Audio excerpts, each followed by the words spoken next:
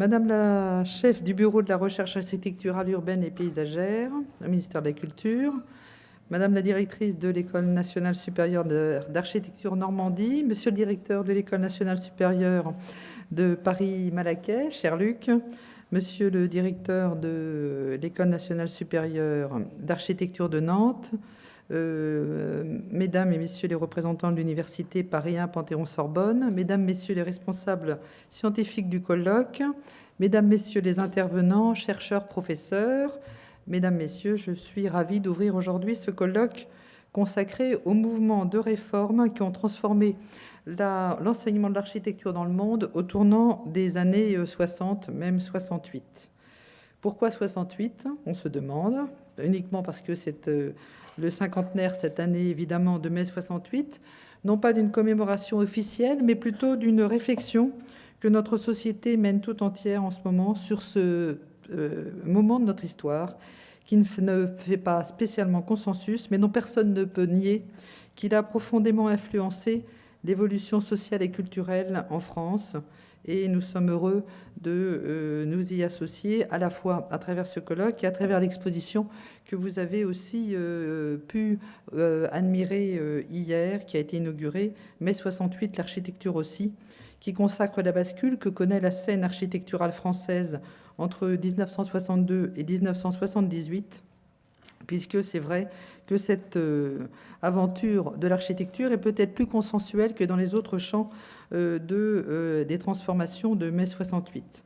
En effet, la réforme de l'enseignement de l'architecture a permis de transformer aussi le métier d'architecte que les esprits éclairés, aussi bien de la profession d'architecture que de l'État, préparaient depuis plusieurs années, dans les années 60.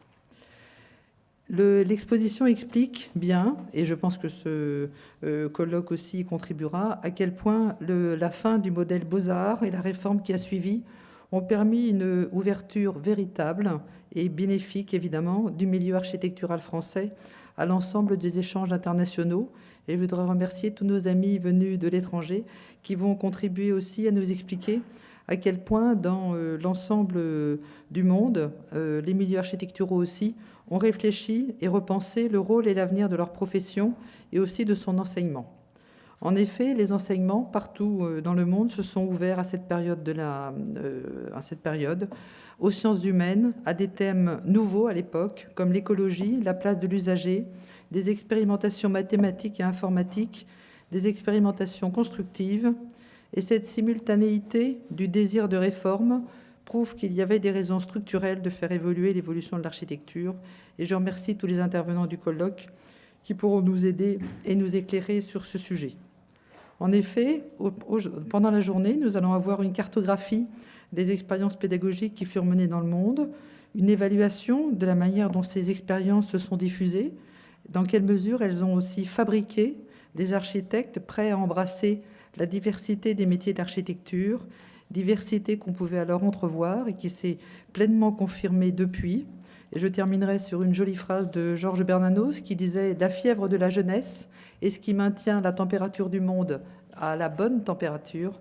Donc la fièvre de la jeunesse aussi est passée par l'architecture, c'était très bien. Et bon colloque et merci d'être là et merci de nous éclairer, de nous aider à mieux comprendre notre histoire commune.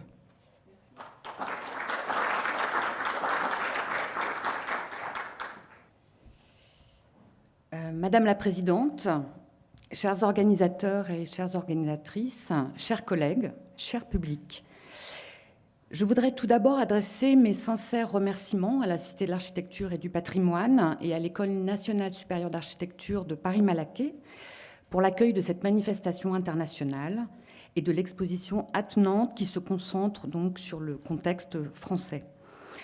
Je souhaite aussi, bien sûr, saluer ce travail de coopération entre les trois écoles d'architecture, Paris-Malaquais, Nantes et Normandie, l'Université Paris 1 Panthéon-Sorbonne et leurs unités de recherche respectives.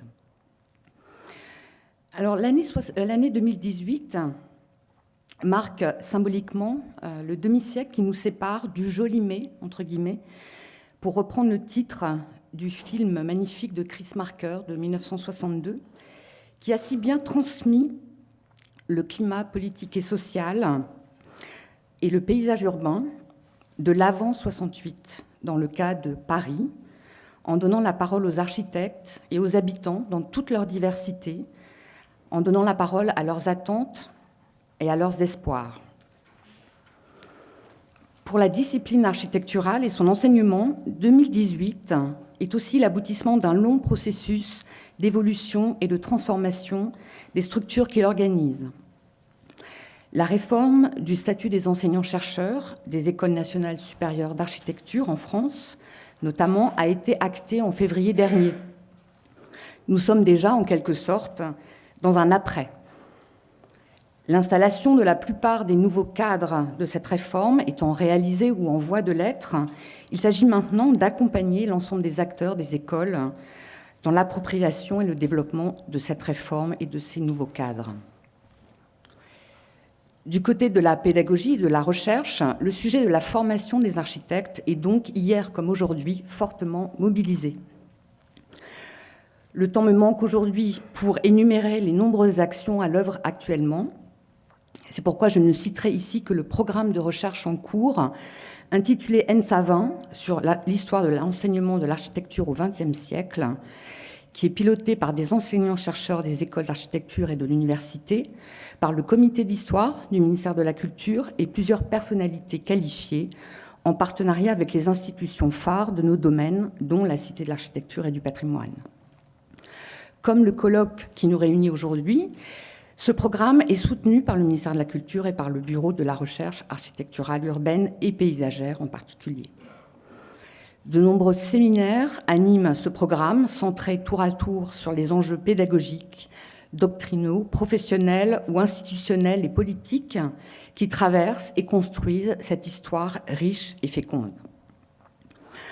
En parallèle, les organisateurs de la manifestation d'aujourd'hui ont fait le choix précis de pointer la dimension géopolitique et mondiale du sujet, inédite de la période des années 60 et 70. La variété des communications couvre quasiment l'ensemble des continents, du nord au sud et d'est en ouest, et mettra sans doute en lumière leurs questionnements communs et les singularités locales également. Dans tous les cas, la matière réunie, grâce aux organisateurs et à leurs invités, que je remercie chaleureusement, ne pourra qu'être éclairante et nourrissante pour les politiques publiques en faveur de la formation des architectes sur notre territoire. Cette période des années 60 et 70 n'a-t-elle pas vu naître, en particulier, les premiers grands laboratoires de recherche des écoles d'architecture ? Un demi-siècle plus tard, il apparaît que les années 2010-2020 sont celles d'un prolongement et d'une réinvention continue de cet héritage précieux et reconnu. Les productions et les pratiques scientifiques plurielles des enseignants-chercheurs sont de plus en plus en prise directe avec l'évolution des enjeux socio-économiques, techniques, politiques, environnementaux, à l'échelle mondiale comme à l'échelle locale, d'une part. Elles sont en lien croissant et renouvelé avec l'enseignement et les mondes professionnels, d'autre part. S'il y a un avant et un après 1968, il y a alors un avant et un après 2018.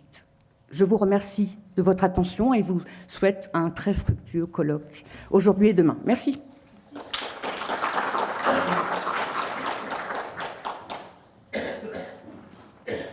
Bonjour à tous et merci. Donc, je ne vais pas me livrer à l'énumération de toutes les personnes et institutions qui ont participé à ce colloque. Donc, je vous propose d'introduire celui-ci plus par un retour en arrière, puisque je voulais vous emmener en 1965 pour vous dire que donc 53 ans plus tard, nous nous retrouvons sur le lieu même du 8e congrès mondial de l'UIA, le Palais de Chaillot, dont le siège était situé à l'École des Beaux-Arts, où nous serons demain. Ce congrès de 1965 était consacré à la formation de l'architecte, sujet devenu historique de notre colloque pour ces 2 jours. Il avait réuni 2244 congressistes. Bon, nous sommes certes moins nombreux aujourd'hui, mais les réponses à notre appel à communication ont été extrêmement importantes, puisque une cinquantaine n'ont été reçus, et malgré leur qualité, pour des raisons matérielles, nous n'avons pu en retenir que 16, devant par exemple choisir entre plusieurs dédiés aux mêmes écoles. Elles montrent l'intérêt de chercheurs confirmés, mais aussi de nombreux doctorants, à ce moment historique des années 60, celui de réflexion intense sur la formation des architectes pour œuvrer dans un monde en transformation. L'architecte était alors appelé à un changement d'échelle pour construire les formes d'ensemble de la société, de tout l'espace urbain, de tout l'espace du territoire, dans un travail en commun, collectif, qui s'apprend dans les écoles. Jean Phaéton, donc en 65 très prochainement nommé directeur des études de la section architecture de l'École des Beaux-Arts de Paris, précise les points forts de cette formation. Elle s'appuie sur 3 domaines, les sciences humaines pour la connaissance du milieu, techniques nécessaires pour comprendre et provoquer l'évolution des techniques et des matériaux nouveaux, plastique, qui est l'apprentissage de la liberté, disait-il. Affirmant la nécessité de former l'homme tout au long de sa vie, les congressistes ont consacré une journée à l'éducation de l'enfant préparatoire aux études d'architecture et une autre à la formation professionnelle continue. Cette question n'a pas été abordée dans les communications de notre colloque. En revanche, un point qui n'a pu être traité par le biais d'appels au changement dans le congrès de 65 est central dans plusieurs communications qui vous seront présentées. La question politique, bien sûr, portée par les étudiants qui manifestent contre les pouvoirs en place sur tous les continents, mais aussi représentative de ces pouvoirs en place, notamment les régimes totalitaires qui cherchent à conformer les architectes à des missions de productivité. Toutefois, les replis nationaux vont être désormais contrariés. La diffusion des références est internationale, qu'elle se fasse par les individus ou par les institutions elles-mêmes. Ce thème de la formation des architectes sera celui d'une réunion d'experts en 1970 à Zurich, suivie d'une étude commanditée par l'UNESCO à Max Kérien, ex-directeur de l'architecture au ministère des Affaires culturelles, qui sera publiée en 1975.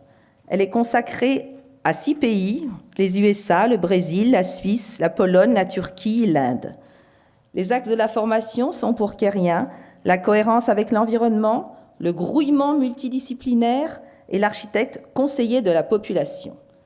Il trace, dit-il, la silhouette d'une formation difficile à vivre, peut-être même périlleuse. Dans ces décennies 60 et 70, la comparaison entre les dispositifs d'enseignement des écoles d'architecture est une forme de méthode pour inspirer les réformes des formations. Autre exemple, un colloque international enseignement et architecture dans les écoles européennes est organisé par la Société des architectes SADG en juin 1978, donc à Paris, donnant lieu à l'exposition des cursus à travers les travaux d'étudiants. Si elle est toujours présente aujourd'hui, cette vision internationale de la formation est davantage surplombante, définissant des cadres et des principes. Et depuis 2005, par exemple, une charte UNESCO-UIA est consacrée, révisée tous les 6 ans par sa commission formation. Mais revenons à ces décennies passionnantes, justement, par les expérimentations qu'elles ont mises en œuvre. Merci. So I will give you this short introduction in French and then in English. Et je voudrais dire que le colloque va être en traduction simultanée dans la deuxième partie de la matinée. Et les 2 premières interventions seront en français, mais ensuite il y aura beaucoup d'interventions en anglais qui seront traduites simultanément. Il est important d'avoir ce petit booklet. It's important to have this little booklet with French and English text abstract et aussi les biographies et les bibliographies des intervenants. Les présidents de séance, 2 dans la journée et 2 demain, donc Panayotis Tonikatis, Nick Bullock, Joachim Moreno et Judith Lemaire feront une introduction un peu large pour justement introduire les différents thèmes. Donc, tout est politique, nouvelle pédagogie, transmission des savoirs. Et donc, les présentations sont décrites ici. Alors, en France, dans le champ de l'enseignement de l'architecture, mai 68 constitue un point d'orgue, mais s'inscrit dans une perspective plus large, tant du point de vue temporel, de l'après-guerre aux années 70, que géographique. Et les confrontations internationales, comme l'a rappelé Anne de Bar, ne manquaient pas. Les architectes voyagent, les livres et les idées circulent, et l'enseignement de l'architecture est largement débattu. Donc, dans ce colloque, c'est surtout le paysage international qui va être évoqué. Et justement, comme le rappelait Madame Labourdette, c'est également les différences et les ressemblances avec ces systèmes pédagogiques.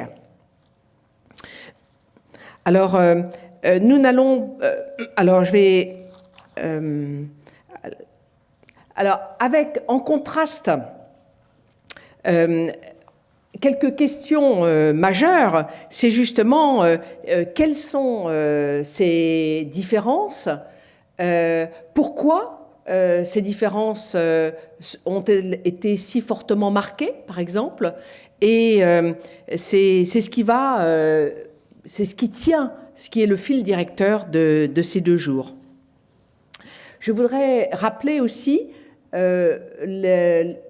l'effort de publication que nous avons fait pendant ces quelques mois de préparation, quelques années, je dirais, de préparation pour l'exposition, avec le catalogue de la Cité de l'Architecture qui accompagne l'exposition, mais aussi le livre issu d'un colloque que nous avons préparé il y a 1 an et demi, qui avait le même titre, la formation des architectes, mais qui considérait principalement la scène française et proche de la France, l'Angleterre principalement, mais aussi l'Italie.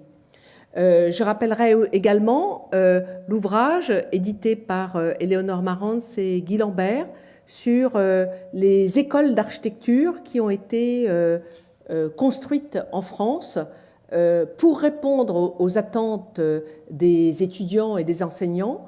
Donc, à partir de 1968, donc 8 nouvelles écoles ont été édifiées à Bordeaux, Toulouse, Montpellier, Grenoble, Strasbourg, Nantes. Et donc, tout cela est bien décrit dans l'ouvrage publié également ces jours-ci.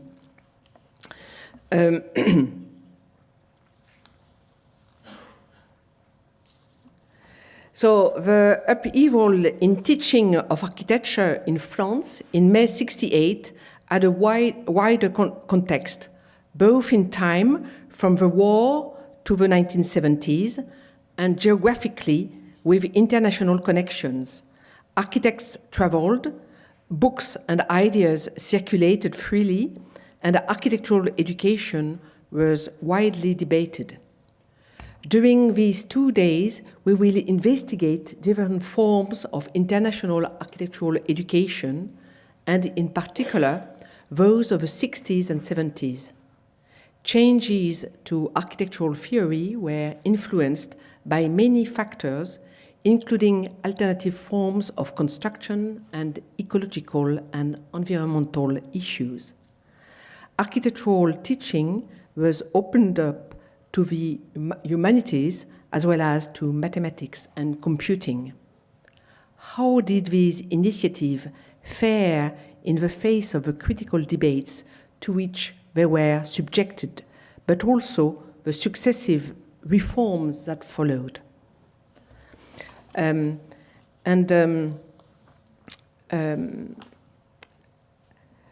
We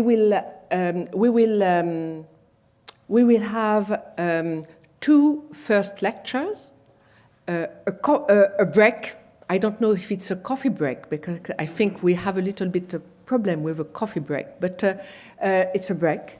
And 2 other lectures, and the series of questions will be just at the end of this matinee. And this morning, Professor Panayotis Tonikatis will introduce all of you. Thank you very much.